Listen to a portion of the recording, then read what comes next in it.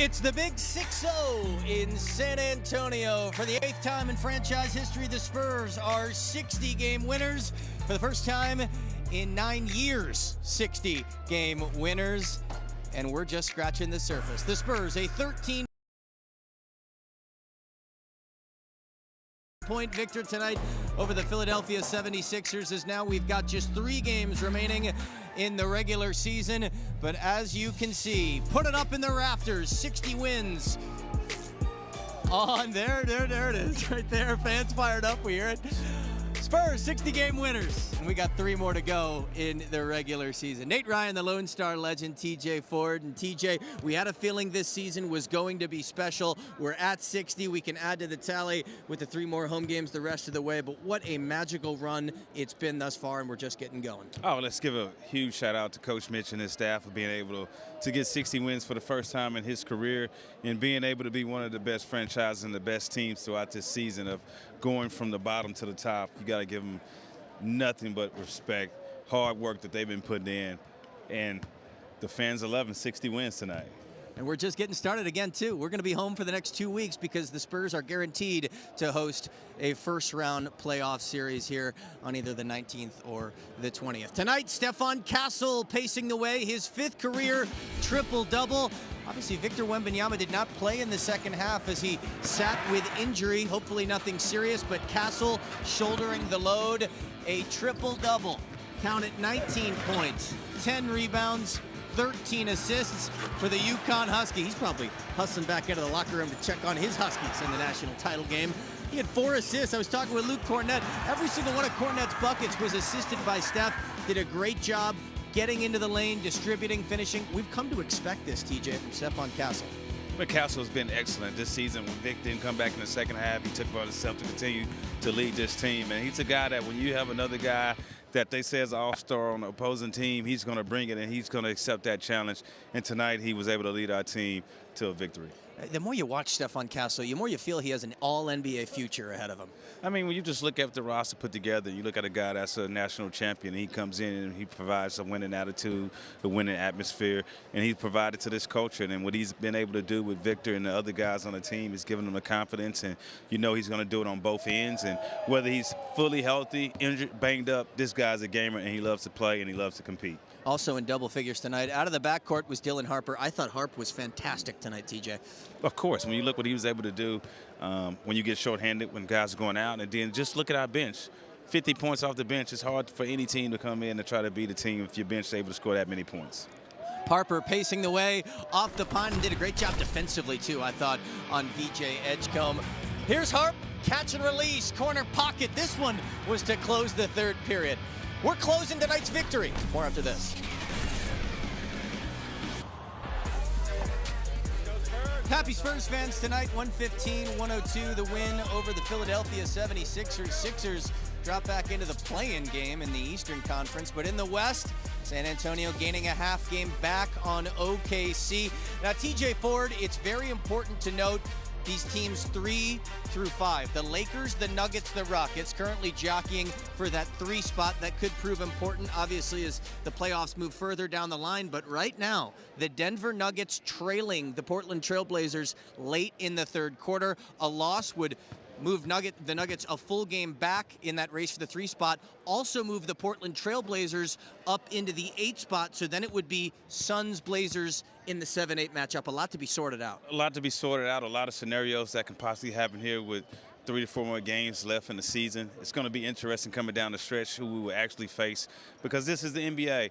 And this time of the year, basketball is great, and you cannot count a win without getting on the court and actually playing that game. I think the Lakers right now are a bit of a wild card in the standings. Obviously sitting at the 3 spot, right? But the health of Luka Doncic is in question, flying over to Europe to get a second opinion on his injury. Austin Reeves currently not in the lineup. How healthy is Los Angeles going to be in the postseason might determine who advances and who doesn't in a first-round match. Yeah, they was playing such great basketball as of late, and then to kind of get these injuries late in the season right now, it's definitely going to make a challenge for the Lakers to figure out which seed they'll be if they can maintain and hold that third spot. But you have Denver Nuggets, you have the Houston Rockets, and they're coming for that third spot. So the Lakers got to try to hold on as best as they can with the injuries that they have. Meanwhile, on the Spurs injury front, Victor Wembanyama left late in the power. 3 games remaining in the regular season. Of note, Victor does need to play in one of the final 3 games. Needs to play at least 20 minutes in one of the 3 in order to still be eligible for postseason awards. And obviously we know he's a front runner in the MVP, the Defensive Player of the Year race. Well, we obviously know that that's something that he want to achieve and he want to accomplish. He stated that. He made this case of the reasons why he should be this year's MVP. So we understand that with one game to be able to play and you have 3 to go, that one of those games he will suit up and be able to play and then go into the postseason very, very healthy, because that's still the ultimate goal at the same time, is to go in the playoffs healthy, 100%, and let's see if we can win a championship. And you know, everybody in this building knows Victor Wembanyama, it's going to take a lot to keep him from gunning for those MVP and Defensive Player of the Year awards. 3 games left here in this building in the regular season. Blazers Wednesday, Mavericks Friday, Nuggets on Sunday. De'Aaron Fox, he was a full go tonight. 13 points, 4 assists for the Fox. Recapping the Spurs win over the Sixers. More after this. First things first, what do you know about Victor? What can you tell us? Nothing. That's not even placating anything. I'm not sure. I know he came back and he just didn't finish, and so at halftime I was told he wasn't coming back, and I, honest to God, I haven't heard anything else up to this point. So clearly no sense of where it stands going forward? No, I think it would be a positive that he felt like he could come back, and he played the last 4 or 5 minutes of the half, so that's a positive from my perspective, but I'd have nothing. How do guys look without him? I guess it's kind of old hat, you know, them performing without him. Yeah, I was really proud of the group. I thought we did a really good job. I thought in the first half we got away from ourselves just in terms of style of play and identity that we want to play with. But in the second half, I thought we were great. I thought Luke stabilized the starting unit when he started the third. And I thought everybody participated in really trying to play our identity and our pace. And the small ball lineup played well, obviously, when Luke went out to make sure that we didn't overplay him. And Carter and Keldon fought their butts off, and I thought Keldon did a great job fronting and making them fight for catches and pushing their offense out into the operating area. It's been the key to Dylan with his outside game, and you always had confidence that that was going to come around for him. Yeah. He's an extremely talented young player, and he's now getting 79 games in this league that has allowed his talent to start to mirror and balance some experience to a certain extent in terms of pattern recognition and execution and what we want from him and things that he can look to expect on the floor, whether that's from the opposition or his teammates or from what the staff is looking for from him. And he's done a great job in just developing and taking it in stride, and he's extremely talented. So as he continues to work hard and put energy in the right places, I have no hesitation he'll continue to improve. He has this sort of rookie wall probably around the part of the schedule that kind of reflected the end of the college schedule. And then since then, he's been one of the best rookies in the league. He's been one of your best players. What do you think it is about hitting that marker of the season and having some struggles and then just him being able to come out the other side of it better than ever? I think whenever a player goes through a rough patch, rightfully so, it gets probably a little bit overblown.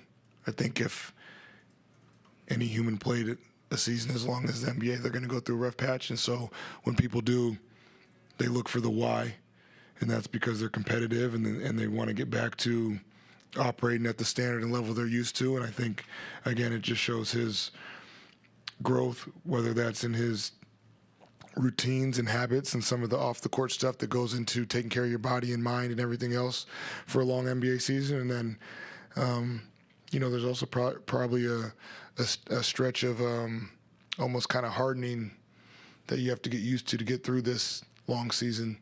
And I would guess there's a combination of that, and it's good to see him back to playing some really, really high-level basketball for us, regardless of what year he is in the league. Coach, going back to Victor quickly, do you know if he'll undergo any kind of testing tomorrow? I have no other answer than what I haven't even talked to anybody, so I'm sure we will do our due diligence to make sure he's okay, but I have no idea. Coach, what do you see from this?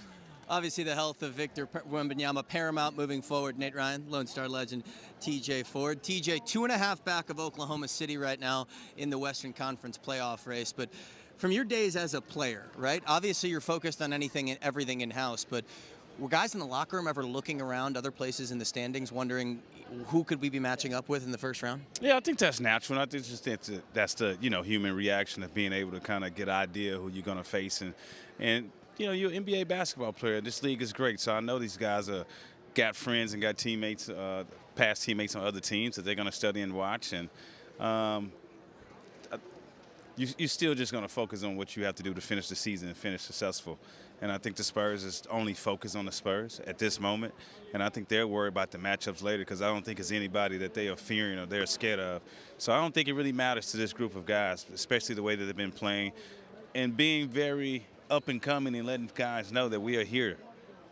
Depending on how the chips fall, the Portland Trailblazers could be a potential matchup in the first round. Portland right now currently taking care of business against the Denver Nuggets. If the Blazers beat the Nuggets tonight before they come here on Wednesday, that would put them in the 8th spot in a potential play-in against the Suns next week, the 7-8, to see who plays the 2 seed. But Wednesday night starting right here on FanDuel Sports Network, 8 p.m., Donovan Clingan and Steph Castle, the former teammates, the former national champions at UConn. I'm sure both those two locked into what's going on tonight in Indianapolis. Coverage of that game starting at 8 p.m. Taking you up to tip at 8:30. How would you rate Jacob Topi's national anthem tonight? Man, he did an excellent job. I think we're going to have to get him back out there, sing the national anthem some more a few times, and he was able to